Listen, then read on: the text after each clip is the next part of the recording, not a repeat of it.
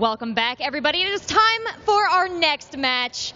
So without further ado, please help me bring to the stage, representing LGIM, it's YongHwa. That's the spirit, guys. And now, coming off a match against Parting, ready to defend his sick nerd baller hoodie, please welcome Acer Nerchio back to the stage. Gentlemen, are you prepared for battle? Yes? Please shake hands. Let's get it started. I'm going to hand it back to the analysis desk, where Hairstem, J-Shark, and QXC are waiting for you.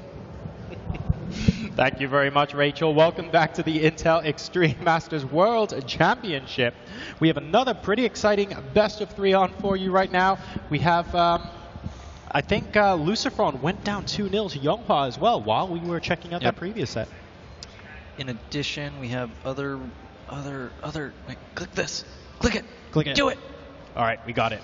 Cool, and so of course we just saw Parting go with 2-0 against Nerchio. YongHwa making an impact here straight away, going 2-0 against Lucifron, and of course he beat Parting 2-1 as well. So off to a very strong start. Is that YongHwa very likely to make it out of his group at this point. Yeah, beating both Parting and Lucifron. I can hear like Artosis fist pumping from here. He's been saying like YongHwa is going to win everything forever, and actually we might get to see some of that. He's done a tremendous amount, and I was actually talking to a couple of them in the car on the way to their hotel yesterday, going back from the airport, and they said that I believe YongHwa was in the car, Yoda was in the car, and First was there as well, and they were like, actually, we're reasonably confident that we can match and or like better whatever MVP does at this tournament, their teammate. Obviously MVP wasn't there. So that's a pretty bold statement to make, and to be fair, these guys so far backing it up with results. Yeah. Yep. And I haven't seen much YongHwa in the Heart of the Swarm yet, so exactly, yeah. I'm a bit curious how he will do against Nerchio, one of the best foreigners, Zerg foreigners that is, of course. Yeah, Nerchio throwing away the second game, I think. Yeah, a little bit. Definitely felt like he had that game pretty much won, but just didn't quite transition into that base trade scenario the way he needed to. Yeah, Nerchio, however, never really the nervous type. I never really saw him shake or anything like that. I saw him at quite some events, and he always looks extremely normal, and he just was like, whoa, whatever, next game. Yeah. And then he just goes on to play and wins the whole tournament. That's what Nerchio would do, man.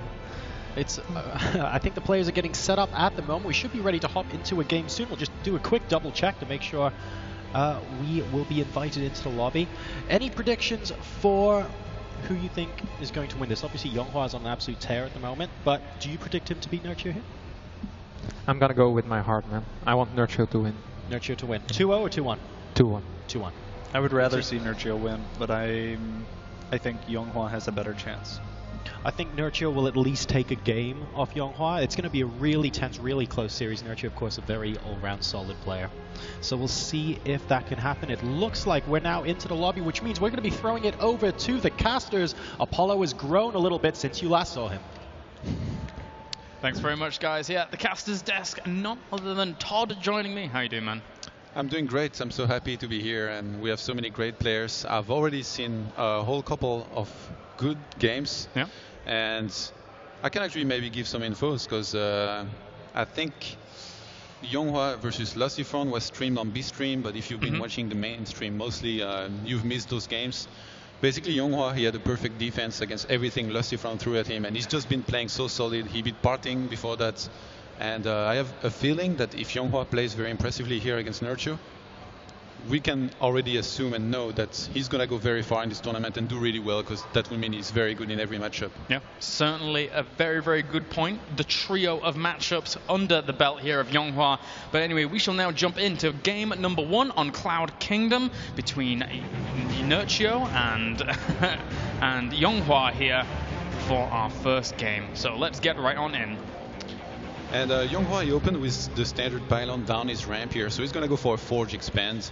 A lot of Protosses have been doing more Gate Expand in Heart of the Swarm, but I feel like on those maps where it's pretty easy to wall off with just 3 buildings, you can still go Forge Expand just as well, and the early game is not really affected by being played on Harder's form rather than Wings of Liberty. It's really from the mid game that you're going to see all of these changes. Yeah. Very, very astute point there. But first, we shall get things done and dusted here in terms of our intros, as we do have spawning up to the top right-hand corner as our blue Zerg. We have Mr. Acer Nerchio. And in the bottom left corner, his opponents playing for Team LGIM, we have YongHwa. Awesome stuff. YongHwa already showing that he's a master of PvP and PvT. Will he be able to master the PvZ against Nerchio? And you know, Nerchio, there was varied strategies from him when he was playing against Parting. We already saw that he liked to try for some Mutalist play, which can sometimes work out, but will it really work out against YongHwa? I'm really looking forward to seeing that. Yeah, I actually saw Hazuops versus Nerchio, and I feel like right now in Protoss versus Zerg, the best choice to counter Mutas is Phoenixes. If you get the range upgrade, you definitely have a good shot at holding these attacks and forcing Zerg into another tech path. But Nerchio, he did something very different in those games. He went for Corruptors in support for his Mutas, which really allowed him to do pretty much anything he wanted with his Mutas, keep on doing damage while taking the entire map. So I wouldn't be surprised if we see this again here. Nerchio maybe going for a mid-game switch into Mutas and then add Corruptors. Yeah, it's funny because, you know, there's been times and times we've talked about, you know, Protoss having that air superiority potential in Heart of the Swarm, but, you know, if you see like mid-game Mutalisk Corruptor play, that could zone out quite a lot. That could indeed transfer a lot of pressure to him, but whoa, you sneaky probe. Did that really just get past? Yeah, he always does that. Oh, and I think Nerchio knows it. He's going to find the probe here and get rid of it. YongHwa almost always does it. We saw at Home Story Cup. This is actually a rematch of Home Story Cup where those two players played in the grand finals, and Nerchio did win that Home Story Cup. But YongHwa on Daybreak as well, he always does it. He catches, he hides a probe in the corner and he tries to get a pylon in the mid game, warp a couple gate units, even some DTs sometimes. Yeah. And I'm glad that you actually mentioned Home Story Cup, because YongHwa is one of the players here at the tournament that has not played a single Intel Extreme Masters game throughout the entire season. His entirety of his qualification has come from Home Story Cup. So he is a newcomer here to the Intel Extreme Masters, but Nerchio, a grizzled veteran. And we see Nerchio taking a quick third here. He's going to want to drone up. He always does this. I think it was Harstem or someone who told me that Nerchio pretty much always tries to take a third, drone up a lot, even in Heart of the Swarm. And yeah, he seems to want to stick with his plan here. I'm really curious to see exactly how he opens. He has a lot of options. He's adding on a couple extractors right now. Yeah, well, YongHwa deciding to go for his Stargate here, so we were kind of anticipating some air transition out of our Protoss players for this tournament, and YongHwa not disappointing at all. Probably just going to be opening up for the Phoenix, but still, you know, Void Rays can be very viable as well. And two additional assimilators at 6 minutes, very early here for YongHwa. We might see a second Stargate and some hair-heavy play, or maybe he just wants to start gathering a lot of gas early on to later on tech into something that's gas heavy, since he's not adding a second target yet. But that's a bit, I feel it's a bit too early, so maybe he has something special planned. Yeah. Going for the Phoenix now, kicking that off. The Overlords aren't really going to get much of an opportunity to pincer in and spot that Stargate for now, so it's going to be up to, you know, him spotting that once the Phoenix start to move out. How many is he going to save up here to then move across the field? But Nerchio is actually grabbing himself a few more Zerglings, as the Stalker does pose a little bit of a threat. Yeah, he's going to get speed pretty early on, and that's smart, because in Heart of the Swarm, if you get one Zealot, two Stalkers, and a Mothership Core, you're very likely to be able to set some proxy pylons next to the Zerg space, in which case you can always warp units very closely. If you have +1 Zealot, you can do a lot of damage. You're going to force roaches out of your opponent. Nerchio doesn't want that, so he's just going to get speed. He's going to start making some extra links if he needs to, but we don't have a Mothership Core made just yet for YongHwa here. Yeah, just dancing around at the front with those two Stalkers whilst we still have the Phoenix accruing behind this. He's adding on a robo facility as well, potentially just to transition onto that third base to, you know, bolster any kind of defense that he would have there. And just a few more gateways to sprinkle on him. But the layer's on the way for Nerchio behind this. Probably just going to use that to grab himself. Well, I mean, Hydralisks can come out as well, but sometimes you see Zergs kind of getting stuck on that mid-tier tech against the Protoss. And YongHwa, he had halted pro production here for a second. He's going to resume it. He's going up to 4 gates on 2 bases as well as a robotics facility. And I think he's just going to scout with his Phoenixes here and see what he's up against and then adapt from there. But we have the Spire on the way now for Nerchio. Yep, and this is what we were predicting at the very beginning here. Nerchio does favor that Mutalisk play, and well, since the Stargate's already up and running and the Phoenix are on the way, he could use these to either scare him away from Mutalisk play or even just do considerable damage, as he does now pick up one of the Queens, will be able to take that out, but a lot of Lings actually moving into counter-attack position. And YongHwa here is going to start sniping on a couple Queens. The Spores were a little bit too late. And Nerchio, he didn't even make an Evolution Chamber. You do not need to make the Spores anymore. And that's really going to help him, because he saved one drone and the minerals he would have spent into that Evolution. Second Queen goes down now, and a couple Overlords are going to follow. Meanwhile, Zerglings doing a little bit of a counter-attack, do get quite a few of those gateway units, not a massive amount, and the trade still will go in favor of YongHwa as these Phoenix continue their aggression. One of the Spore Crawlers does manage to take out one of the Phoenix, so that's a nice pick-off, because now he has to lift a Queen twice before trying to get it, but still Zerglings posing a threat. And I think YongHwa didn't pay close attention to exactly what he might face here. He's not added a second Stargate, he does not keep on making Phoenixes. Oh, never mind. He throws down the fleet beacon, as I say that. And we have a quick burrow being researched here by Nerchio. I mean, he's probably going to add a couple Lings, try to burrow them everywhere, try to prevent YongHwa from taking a third. Well, that's the only reason I see for him adding a burrow that early on, wide-going Mutas. Well, I mean, the interesting thing here is that Nerchio's actually just spotted the fleet beacon going down, so he should be able to prepare for that effectively. He's getting the Corruptors out as well, in a similar vein to what we saw him doing prior in this tournament, getting, you know, potential Mutalisks and Corruptors as well, but actually he hasn't got any Mutalisks out just yet, so it's just going to be exclusively Corruptors to kick things off. Clear Reconstitution going down as well for Roaches, just trying to deal with this air transition.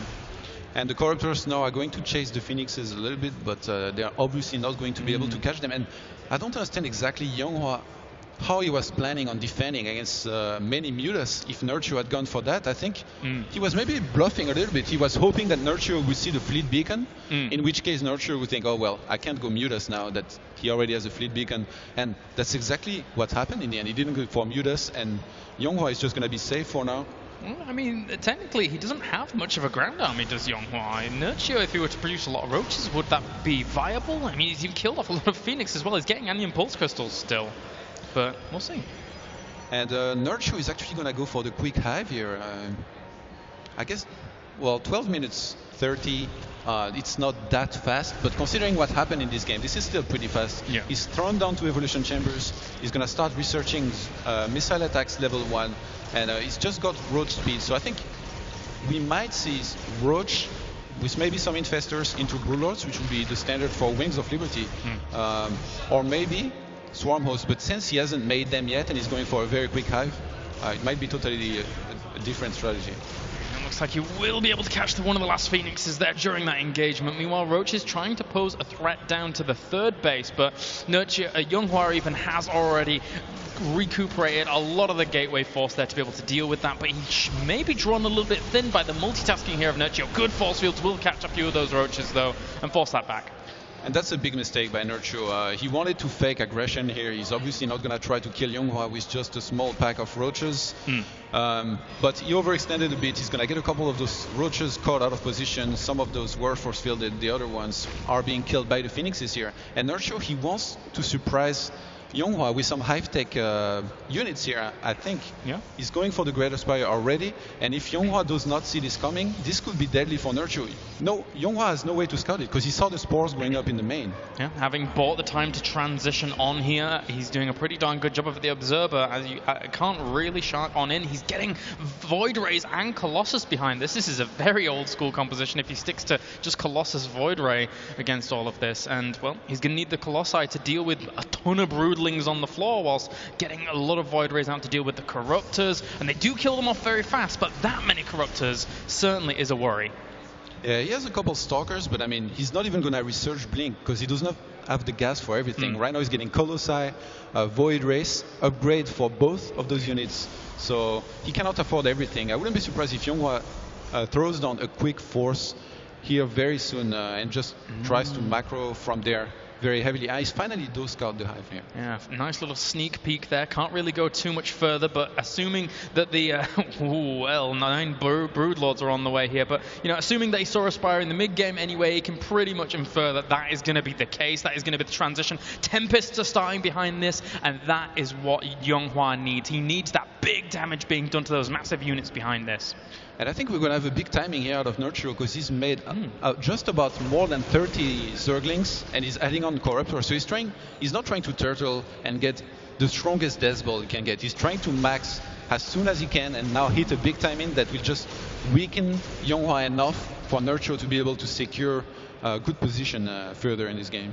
Looks like that +1 weapons will finish up in just a little bit. He's going to try and hold this at bay with the Void Rays, etc. But Nerchio has a very, very strong army. Now pushing into that 3rd location here very soon. During all of this, he's taking extra bases. So Nerchio is looking pretty darn good. YongHwa, can he hold on against these Broodlords? And you know what? YongHwa is adding 2 Tempests right now. They're going to arrive into the fight as the fight might be engaged. YongHwa is going to try to buy himself a little bit of time here. He's pulled back behind his Nexus. The Nexus taking a lot of damage right now. The first 2 Tempests are going to come and try to snipe those Broodlords as soon as possible. All the Corruptors flying in as well here, landing down a lot of Corruptions, but the Tempests are now working on those Broodlords. Will take 1 down. 3 shots from those Tempests take each Broodlord down. The Corruptors realize that the threat is there, focusing one of the Tempests down along with the Corruption as well. The Broodlords, there's 4 left. Will they be able to survive long enough? There's so many Stalkers. They could easily bring those down as well. Nerchio is on the ropes in terms of this engagement. And great micro by YongHwa here. He really targeted those Broodlords just as he had to. And the problem for Nerchio was that he had a couple Corruptors, but he could not attack all the air units at once. He could not attack the Colossi, the Void Race, and the Tempest. So he had to make a choice. He went for the Tempest, but the damage was already done. He had lost a couple of his Broodlords, and the ground army of YongHwa was enough to get rid of the rest. Good God, these Corruptors are just sharking around in YongHwa's base now, trying to find a little bit of damage that can be done. Because he doesn't have Blink, they're not as easily chaseable, and he will get another Colossus for his troubles. But still, YongHwa sitting on these 3 bases. He has a very, very nice force amassing in the Void Rays and things like that. But still, Nerchio has a very good income behind it. And YongHwa, he already has a ground army is satisfied with. Oh, we might get a cancel on the Forte. I think we're going to get it. Nicely done here by Nerchio. This is going to buy him a bit more time in this game, but if YongHwa completes his Death Ball here and counterattack, he will do very well. Nice catch with those Corruptors on those Void Rays. Yeah. And they just keep sitting in this location all the time, killing off anything that comes out of those Stargates. How can he combat Nerchio when every single unit he makes is dying off instantaneously? Make a lot of cannons around the gates. Sure thing, my friend. And we do finally see Blink being researched in this game. YongHwa is trying to retake his force base, but in the meantime, look at Nerchio. This is Heart of the Swarm, man. He's taking all the bases, he's taking the map.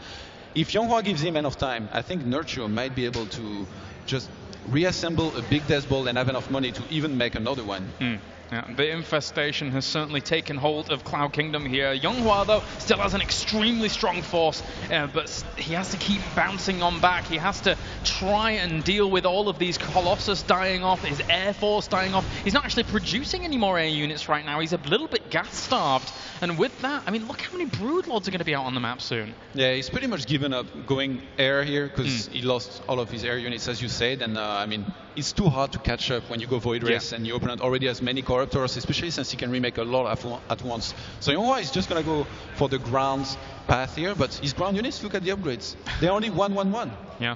And, you know, Nerchio just sharks on in there with his Corruptors, looking for any more air units that were potentially amassing or in being built, but he saw none. So now Nerchio knows exactly what his opponent is up to in the form of just trying to go for that ground army. Nerchio can react to that if he wants to. And the Corruptors are just there for show for now. And I like Nerchio's position here. He did not rush in again. He's just going to turtle with his Broodlords and Roaches. His army does not actually look that big. And YongHwa finally engaging here. He has a lot of Blink Stalkers. Gonna blink forwards here, bringing down one Broodlord. Second Broodlord goes down, so does the third. Fourth goes down. He's trying to focus them all down. He will take down so many. There's just so much gateway forces bringing down almost every single Broodlord. But will he be able to continue against the Roaches? Yes, he will. What on earth, YongHwa? And, you know, going Broodlords and Roaches like this, I feel is not nearly as strong as if you have support units with them, either Infestors or Hydralisks. And that really made a difference here as well. as Nerchio, I don't know, his army seems smaller than it's supposed to be at this point. Nerchio is just going to try to remake Zerglings and Broodlords from there, but without Hydralisks or Infestors to really support those units, you don't want the Stalkers to be able to blink very easily into those Broodlords and snipe them instantly, and that's what happened here. Yeah, it was very, very hard for Nerchio to really deal with. He just didn't have that ground force to buffer against it, and behind this, YongHwa begins his air production once again. He's got +2 weapons on the way with the Void Rays. So, I mean, there's not going to be as many Corruptors out. There's going to be a few, of course. There's going to be around 12 or so. But still, the Void Rays are going to have a little bit more room to step back into the fray now. The thing is, YongHwa killed all of the Broodlords of Nerchio, and he knows that behind this Nerchio, he's going to morph those remaining Corruptors into Broodlords. So he's not going to have more Corruptors unless he remakes some of them. Those cost a lot gas-wise. So even though Nerchio has remade a bunch now, if YongHwa can go up to 10 Void Rays, he would do pretty well against those. Yeah, looks like YongHwa needs to just buy a little bit of time once more here, as he's going to try and get those Void Rays to rendezvous with his army. Now charged up, he forces Nerchio to run back for just a little bit. This has limited time here where the Void Rays can actually do extra damage. He's going to kill off a few Corruptors. Will enough go down? Blinks forward once again. Second Broodlord ends up dying off. So does the third. So does the fourth. Those Stalkers rip them out of the skies. And I don't think the Corruptors once again are going to be that useful in the end, because the Gateway Force is doing all the work. Yeah, again, the Stalkers being able to blink into the Broodlords and snipe them immediately, remaining basically unpunished for it. He's gonna win the fight for YongHwa here, and maybe even the game. Nerchio is down to 111 supply to the 150 of YongHwa. YongHwa is taking a 5th. Nerchio can have as many bases as he wants right now. He does not have the economy to really support anything he wants to make. And he loses the majority of his Corruptors back there as well. Well, admittedly, he's got a few more on the way, 8 behind all of this. But YongHwa's force is just becoming a little bit scary now, with the 4th base up and running, with the 5th base being transferred to, with Void Rays triple production on the way, and that Templar Archives going down. He is looking tip-top here in game number 1. And I love this timing for the Templar Archives. He's gonna go up to 10 gases in a second here, and he's just going to have so much gas that he can go for a lot of Templars with his army. He's going to be able to storm. He can add Archons to his army. This is the perfect time to really add this. Nerchio, he did one of the best moves that he can do at this game. Tried to go for a run-by and maybe snipe a Nexus, but YongHwa saw it coming. He was able to defend. And YongHwa is just in a dominant position right now against Nerchio. Nerchio's income is not actually that great. He's below 1,000 minerals income. YongHwa has just got his eyes everywhere. Not necessarily on the entirety of the map, but he has observers in the key spots to spot where his base is going to be going. That observer right there is the one that is so useful to know exactly when those bases are under threat. And there we have it. The Infestor switch. Well, I guess not switch. He's finally adding Infestors is what I mean here. He's making 9 of them. He's going to have Pathogen Glands upgraded just before those do come out, and he's finally going to have the support that he needs in his army, but I feel like it's too little too late. I mean, Nerchio right now, his army supply is 70 to the 113 of YongHwa. He's going to... How does he defeat this army of YongHwa? It's so well upgraded as well. 311 for his ground army and 210 for his air. Yeah, the Corruptor's just dancing around near that Robo, waiting for a Colossus to emerge, but no dice for him. He's not able to get anything at all. As for now, Storm is going to finish up in just a second. Another Blink takes out a few more Corruptors, kills off this base that Nerchio's cheekily trying to take on his opponent's side of the map, but I don't think he's going to give him any room at all. Yeah, he's been playing with fire a lot with those Corruptors this entire game, and he's finally got burnt here. Being caught by those Stalkers. So again, nice playing from YongHwa. He's going to catch. There you go. GG for game number 1. YongHwa looking pretty phenomenal there. Very nice defenses in the end. And some of those engagements, just so much gateway units. There was nothing really to defend them. Yeah. YongHwa did not come here for 2nd place again. No, not at all. He is here for 1st. Very impressive. So guys, we are going to send it over to our analysis desk with Kevin, and John. All right, guys, welcome back to the analysis desk here at the Intel Extreme Masters World Championship. We had a pretty interesting game number 1 there, and of course, we'll get to that bit in the replay in a bit, but there's obviously going to be a massive talking point behind, thanks for the spam click, man, behind there's no disincentive there to blink underneath the Broodlords. But before we got to that, of course, we need to discuss what the Phoenix range upgrade is actually called. Onion pills. Onion. Did you just say onion pills? Onion pills. Onion pistols. I'm going with anion pulse. But I'm sure. Let's talk StarCraft, guys. Come on. I'm sure Carmack will be weighing his opinion in on that in just a bit. So okay, so the game started. yes, Phoenix and Nerchio took really quick 6 extractors and wanted to go for Mutas. Kind of blind. He built a ton of links, killed a few sentries, which was good. But then 4 Phoenix flew into his base, and basically you can't go Mutas anymore then. Yeah, he just he goes up to 6 Phoenix, and then you can get like 9 Mutas out. 6 Phoenix against 9 Mutas. Yeah, that's not gonna work, buddy. So he decided to switch into Corruptors. And now in Heart of the Swarm, Phoenixes do start with that base 5 range instead of 4, which was Wings of Liberty, right? It makes it even better. Yeah. And YongHwa decided to go Fleet Beacon. I wasn't sure at that point in time if I agreed with it, Fleet Beacon and a second Stargate. He went for Void Ray production, and then the first big push came. Yeah, let's take a look actually. Let's hop into the game right now.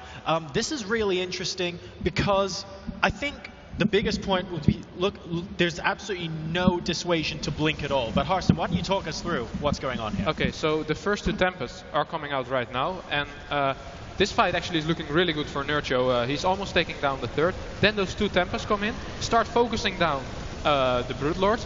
And the thing the Corruptors do at this point is they are not really focusing down anything. Like they're just flying around. They want to focus down the Void Rays. Then, well, whatever, we go with the Tempest. But I think at this point it would have been better to just go finish off the Void Rays and maybe target down 1 Colossi, because the fight was basically lost. He didn't have anything under the Broodlords, just Corruptors.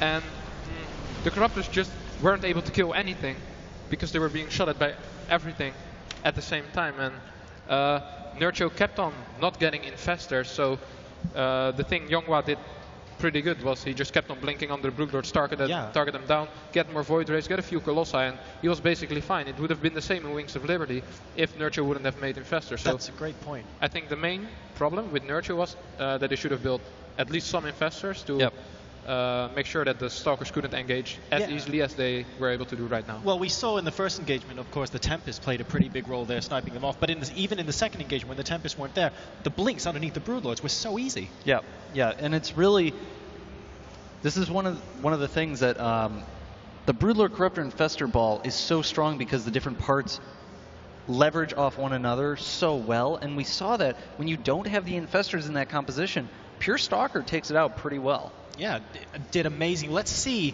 if he can keep up the momentum in game number 2 or if Nerchio is going to be switching things up. Let's head into there with our commentators. We have Kalaris and Todd. Thanks very much, guys. Game number 2 on the way in just a second between that man there, Nerchio, playing as our Zerg, and YongHwa as our Protoss. Let's jump right on into game number 2. Yeah, and it's going to be on Daybreak. I know that a lot of Zergs usually pick this map against Protoss when they're down 1 map. The maps were made before, but I would assume it's Nerchio's pick. And you know, one interesting thing to mention here is that LGIM, they have 4 players here at the IEM Intel Extreme Masters World Championship tournaments. Yeah. And they just won the GSTL. I think they've been practicing a lot of Heart of the Swarm. They didn't really have anything else to play, and they might be the strongest team on Heart of the Swarm right now. And Seems so. It really shows so far. I mean, YongHwa has been playing so well. Yeah, he really, really has. It's unbelievable to think that this man spawning down to the bottom left-hand corner as LGIM's YongHwa has only won around $12,000 in Wings of Liberty, which is ridiculous. He's very, very fearsome and a very, very strong contender. But spawning up to the top right-hand corner here as our blue Zerg, he goes by the name of Acer Nerchio. And YongHwa, he went again for a pylon down his ramp.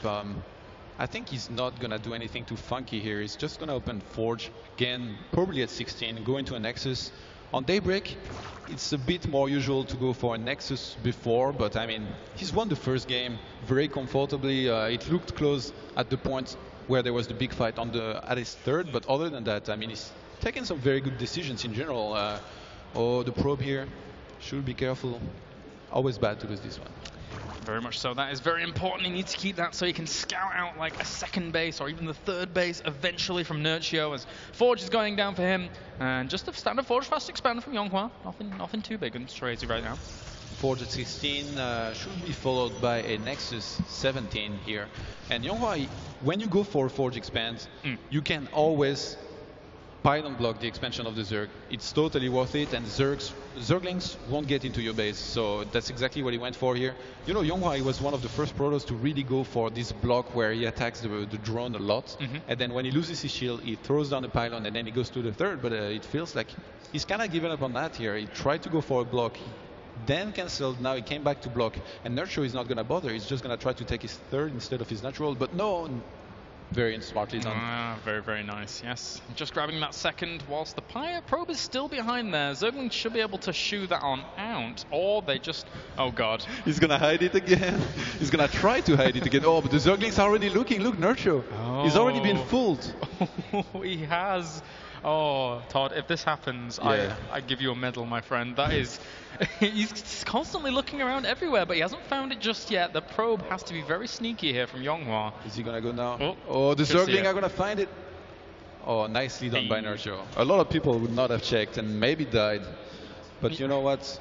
YongHwa, he does this very often, and people can start anticipating.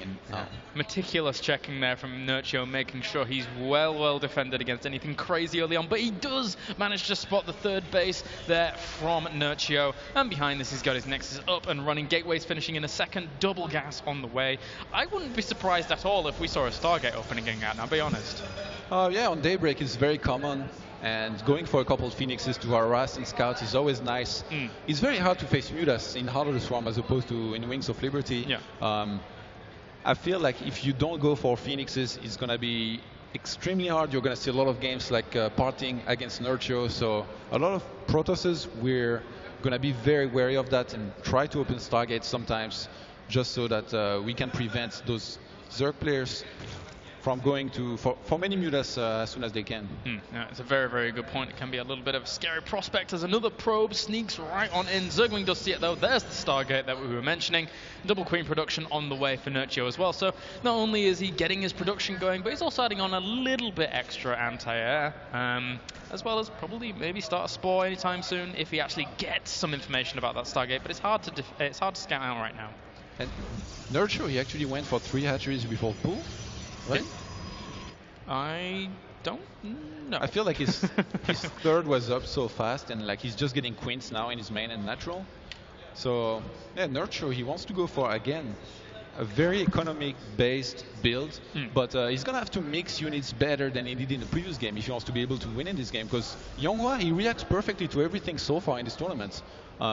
He's only dropped 1 map against Parting, and well, I guess he tried something, he tried an all-in that didn't work in the end, but overall, every time he has to adapt to something an opponent is doing, he's taking perfect decisions. Nerchio, meanwhile, just spotting every single probe that tries to move out on the map here, killing that off where he can, denying any kind of little pylons down to the bottom of the map. And meanwhile, the Evolution Chamber finishes up. What upgrades is he actually going to go for? Because there's no other reason to really actually be going for that right now. And YongHwa, it looks like he does not want to hide his Phoenixes until he has 4 here. There is a chance he might know that Nerchio will anticipate the Stargate, so he's going to show the first Phoenix immediately. So this is going to be a bit weaker, but what this does is maybe supply block his opponent. So you see, as soon as he started attacking this Overlord, Nerchio started 2 Overlords. So Nerchio does not get supply blocked here, but he had to spend extra money that he wouldn't have otherwise if he had been waiting. And when you do that as a Protoss, you also hope that the Zerg will overreact and make spores too early, in which case he loses a lot of money doing that. But in this game, that's not going to happen. Nerchio is timing this perfectly, but we have a proxy pylon here, and I think 4 gates plus 1. Well, in essence, everything you've just said makes this stronger, right? He's spending money elsewhere. He's now drawing his focus away from that. He can warp in some Zealots, go to that third whilst he's poking with those Phoenix at another location. Sure, the Phoenix might get shut down, but the Zealots are going to be there for the contingency plan to do the damage at the third. And speed is not yet finished, and we do not have a roach run made yet in this game. 26 Zerglings on the way. So YongHwa, if he waits, and if he gets about 12 to 14 Zealots and he goes for it, he might do a lot of damage, but he does not know that there's this many links, so he might go for it too early. He may do indeed, especially with that Carapace on the way. He needs to hit the damage now, because if that Carapace finishes up, it's going to be a little harder to kill off. Queen is being chased. That is a lot of links. If they were pinned up against the hatchery, that would be very good for them. But he runs past, trying to get some of those isolated Zealots, picks up the Queen with the Phoenix after zoning out any kind of position with that Spore. And the Zerglings, well, actually, they're being whittled down, but even more flood in now for the surround. And we had a lot of Zerglings idle in the middle of the map at the Watchtower here. They're finally going to come and reinforce this attack, but I mean, there is so many Zealots. YongHwa is going to keep on warping Zealots 4x4. They do have +1, so they're going to take down Zerglings very quickly, but +1 Carapace is about to finish. It's 20 seconds away here. If +1 Carapace, I feel like Nerchio is going to be able to hold this very comfortably here, but right now it looks very tough for his Zerglings to deal with those Zealots. Should be able to guts around there, gets a lot of them as well. More Queens do eye off in the main, but Nerchio will clean up for now. Carapace finished up. He's getting a few drones, but will have to fall back, and the pylons are going to go down. So this assault is going to subside for now, but still, I mean, he lost quite a bit there. Yeah, and Nerchio, he spent a lot of money to be able to defend, but I mean, right now he's going to be at 54 drones against 54 probes. Actually, 51 drones. He just got a couple of those sniped by those Phoenixes. And I mean, Nerchio, if he just goes for a big batch of drones here, he's going to be very far ahead economically. I'm surprised he's not dropping creep on the third base of YongHwa already. And YongHwa, it kind of looks like he wants to go for a 2-base timing behind this, since he's not really attempting to take a third. He did not even make a pylon there yet. And he hasn't moved off 56 probes for quite a while as well. Colossus are on the way along with Thermal Lance, but the Spire during all of this is going down here for Nerchio. Does he know about the Robo Bay? No, he does not. So, well, it's going to work out for him just fine anyway. Maybe he's just going to go straight into Corruptors after seeing the Phoenix like he did in game number 1. And yeah, I mean, YongHwa, it really looks, again, like he wants to do a 2-base timing here. He started proxying another pylon on the bottom right-hand side of the map, and is finally going to move toward this third base. We are at 12 minutes. You can take a third at 12 minutes 30. It's going to be kind of a late third, but it's still possible. And oh, nice Overseer hatching here just before it dies. Oh, and Nerchio tries to catch a couple units. Okay, nice. The probe is going to get away, but the Zerglings do get away as well. And both of the players do not commit too much here. We saw YongHwa is so patient. He did not overreact. He did not try to force field very quickly, in which case it would have been very hard to catch all of those links. Very, very patient indeed. YongHwa does know that the Spire is out, so he's transitioning himself onto Fleet Beacon whilst getting this base, just using the Colossus to actually secure himself that third base, along with a second starport going down. So it's looking relatively similar in this mid-game going into game 2 as opposed to game number 1. And, you know, he's just still sharking around with the Phoenix. They're actually a really good scouting tool, keeping a good check on those Zerglings. In good hands they are. I never see the Spire and I die. No? Oh. No, but YongHwa has done such a good job of spotting the Spire and basically being able to detect whenever there is Mutas coming. And now he's going to, as you say, add the second Stargate. He's going to go for the Fleet Beacon. And I think we might see a transition into Corruptors, just like against Hazuops. 16 Mutas are going to be made first. And I think he's just going to see what can be done with those. And Nerchio tries to go for the third Nexus here, but I mean, this being walled off on the upper part. YongHwa has enough sentries and Colossi to defend against this. Yeah, those two Colossus posing a huge threat there, and with the IEM Pulse Crystals now going down for the Phoenix in double production, the Mutalisks, they need to make something happen very, very soon, otherwise they're going to be in a bit of a scary position against those Phoenix with the extremely long range. And a couple of Phoenixes here are going to try to come back and defend. YongHwa even warping a couple Stalkers to help defend with those Phoenixes in support. Not really any kills being done here. I mean, YongHwa has killed 11 drones. Nerchio has killed 2 probes so far, only this game.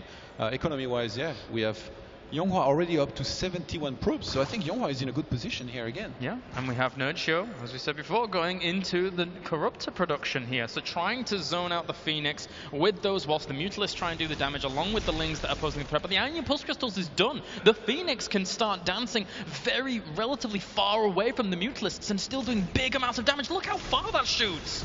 Yeah, that shoots very far. Thank God. And those Phoenixes are going to chase on the Mutas here, getting 2 kills. They are going to get the Corruptor after shooting at it about 45 times. And you see the pylon on the bottom right-hand side. YongHwa can warp 8 Zealots at once here, every single time if he wants to. He's up to 8 gates. The Phoenix is still engaging on a couple Overlords here, trying to supply block Nerchio. A bit sloppy to leave those in the middle of the map. Nerchio is going to move around with his Mutas and its Corruptors. He's trying to deal with this as well as he can. Lots of Zerglings movement in the middle of the map, but I mean, he cannot really attack with only Zerglings.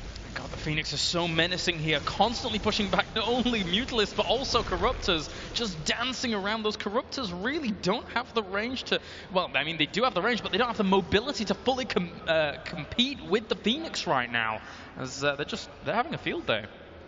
And I feel like Nerchio, I was really trying to think of what composition he should go for to really try to counter this army of YongHwa, and I was thinking, well, just Zergling and Corruptors, and that's exactly what he's going to do here. He needs to overpower his opponent with lots of Zergling and Corruptors, but YongHwa's army is so big right now, and he's just going to attack and try to hit a big timing to prevent Nerchio from taking a 4th or 5th very easily.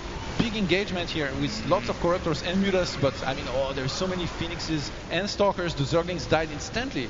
Yeah, Nerchio here plummeting down in terms of supply, is also doing a good job of defending that 3rd base over there is YongHwa. Nerchio is going to lose his 4th. All the Phoenix have been retained for the most part, and now the Corruptors are being produced once again to try and battle against that. But he only has 5 Mutalisks left. All of that gas put into a unit that was not good in the direct engagement.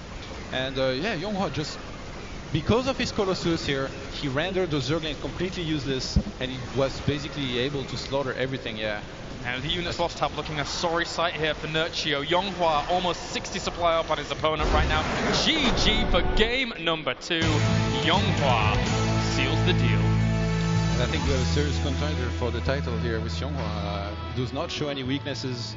Like I said, he lost 1 game, but I mean, against Sparting, and it could have gone his way as well, so very impressed with YongHwa so far. Yeah, very, very impressive there. Getting the trio, he's killed a Protoss, he's killed a Terran, and now he's killed a Zerg. But for now, we shall send it over to the analysis desk and see what they have to say about game number 2.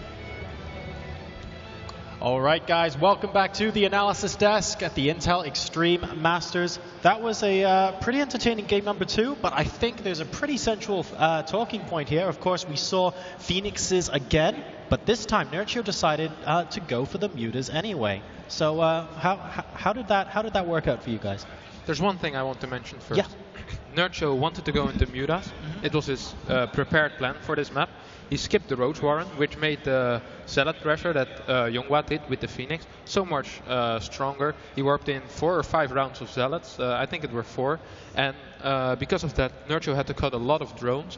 Had to produce a lot of links. And his initial Muta wave came a lot later than expected. Yeah, and was a lot weaker than expected. I think he even was... he wasn't sure of his plan anymore after the Zealot pressure and after he saw the Phoenix. But without a Roach Warren and without anything, he could have gone into Hydras or Infestors, but he decided to still go for the Mutas, and well, it didn't really go all that well as we saw. I think there is one moment that basically describes the complete game. If we have it loaded, I think we're pretty close. All right, cool. So let's hop into the game now and take a quick look. This is a moment a little bit later on in the game. I think it's here. I believe once the range upgrade is complete on the Phoenixes. So QXC? Yeah, so we do see the range upgrade is complete, and it's like the same amount of 12 Phoenix against 17 Mutas, and the Mutas just don't stand a chance. And only the Corruptors are here to save the day, but in the meantime, Colossi are being built. So yeah, this basically sums up the complete game. Mutas not being able to do any damage and just need to fly back behind the Corruptors. Phoenix being able to harass all the time, and yeah. That's basically the complete game. Yeah, it felt like once Nerchio's decision to go Mutas after scouting that many Phoenixes seemed pretty questionable. And then once the range upgrade for those Phoenixes happened, I mean, Mutas, they just couldn't leave their base. They had to be supported by Spores, Queens, Corruptors, because the Phoenixes just did so much damage to them so quickly, and it was like the Mutas couldn't do anything. Like, no matter how many Mutas Nerchio had, it would have been hard for him to engage that number of Phoenixes. Yeah, I don't think the Mutas killed any probe at all, actually. And the Phoenix did kill a few drones, because they also have harassment potential themselves, obviously. So, yeah, this game, I'm not sure what Nerchio was thinking going Mutas, but... Yeah, it was... Yeah, a questionable decision. Yeah, it was really weird. I really expected Nerchio to see all the Phoenixes and be like, okay, yeah, I'll just make ground units. Yeah, some Infestors, maybe Hydras. Yeah. All right. Well, congratulations there. Very, very well played by YongHwa anyway. He is going to be advancing with a 2-0 scoreline. But in the meantime, guys, please don't forget, you can, of course, tweet in at IEM with a hashtag IEM later on in the show throughout the week as well. Some of the questions you tweet into IEM will also be displayed on the lower third of your screen you see here, and we will be answering them live on air in the analysis test. So as you watch more games, feel free to tweet in more stuff that you want us to address on stream, and we will do that straight away for you. For now, though, guys, we're going to hop into to a quick commercial break, and when we come back, the next best of 3 series here at the Intel Extreme Masters World Championship.